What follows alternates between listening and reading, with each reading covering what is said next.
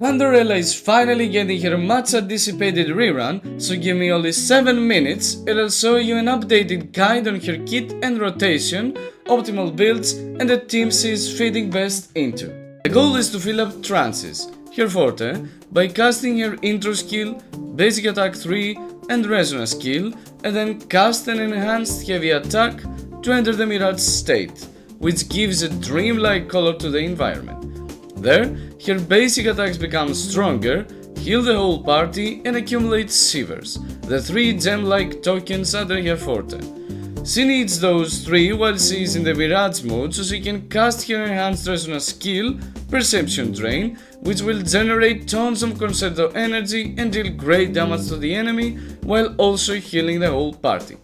As for her Resonance Liberation, it deals a good chunk of damage and lets anyone in the party trigger a total of 21 coordinated attacks when they damage an enemy, similarly to how Zezi's Resonance Liberation works. What's more, it gives Cantarella 3 trances, making it an easy way to immediately get Cantarella ready to enter Mirage mode and unleash Perception Drain after she gets the 3 shivers. Before we get to the optimal rotation, let me give you a few tips that are not much obvious unless you spend some time playing with her.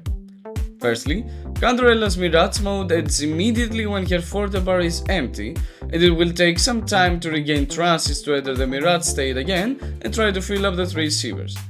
So, make sure you have at least 3 trances when you enter the Mirage state so you won't miss the opportunity to trigger Perception Drain before her Mirage state ends. Moreover, casting Resonance Liberation is the best way to ensure you have all the necessary trances you need before entering the Mirage mode, as it not only gives you 3 trances immediately upon cast, but also enables Cantarella to cast her 3rd basic attack, which will give you an additional trance. This helps making the process easier, smoother and faster.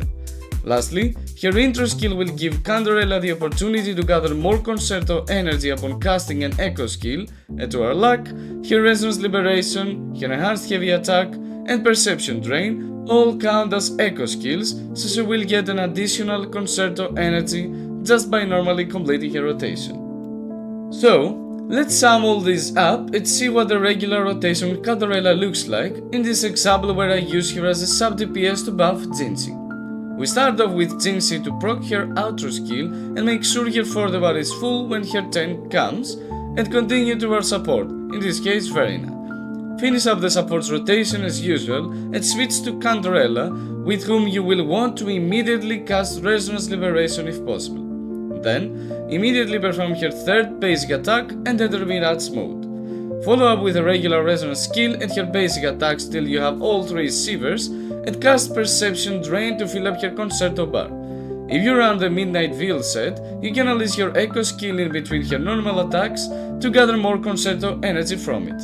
In case you run her as a generic sub DPS, however, you might want to keep your hair until you're ready to switch her out, so its buffs will apply to the DPS of the team. Finish up and swap to your DPS to give them the resonance skill and havoc damage buffs Cantarella provides with her outro skill, and repeat the whole process in the same way as before. With all that said, let's go over the best builds for Cantarella at the moment. Because she's a rather flexible unit, her builds vary a lot.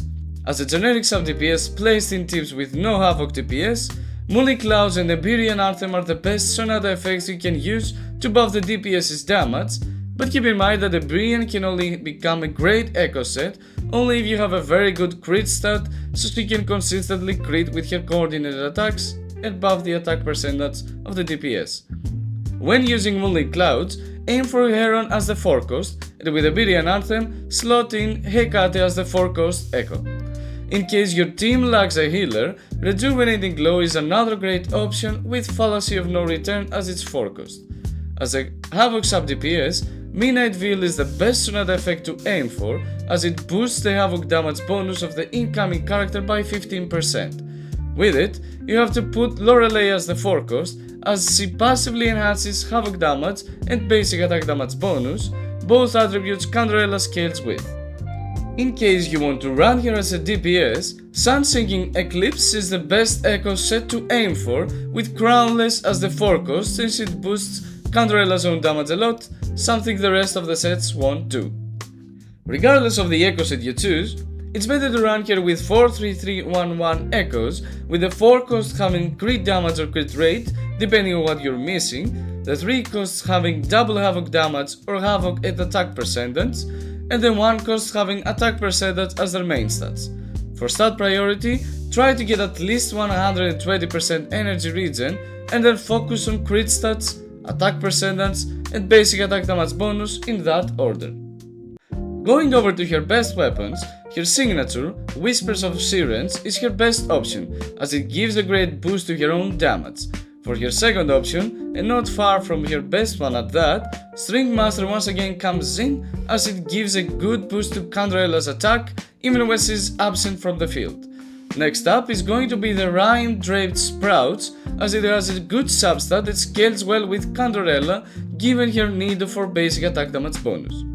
On the more free-to-play options, Cosmic Ripples is a great weapon for her since it provides basic attack damage bonus and energy regen, both attributes she needs, but at the expense of a lot more struggling to find the right balance of crit stats. For 4 costs, Augment and Fusion Accretion are going to be the best ones to consider, but your damage will fall flat in comparison to the choices I already mentioned. Lastly, when it comes to team comps, Cantarella's flexibility gives her a lot of options here as well. As a Havoc damage amplifier, Camellia, Frodova, Havoc Rover and Dungeon are all characters that benefit a lot from her auto skill buffs. As a resonance skill amplifier, though, she can also benefit characters that scale with that attribute as well, such as Carlotta, Chun-Li and Jinxie, the latter also benefiting a lot from her coordinated attacks as well, and you can watch the video highlighted on the top right corner of your screen to see how good a fit Jinxie and Cantarella are. That's all for Cantarella's guide. Hopefully you could get a lot of insight on how she can fit your roster and whether she is a character you should pull for or skip. If you want to know which one of the Havoc DPS queens is better for Cantarella to support, feel free to watch my detailed breakdown of Camellia vs Frodova.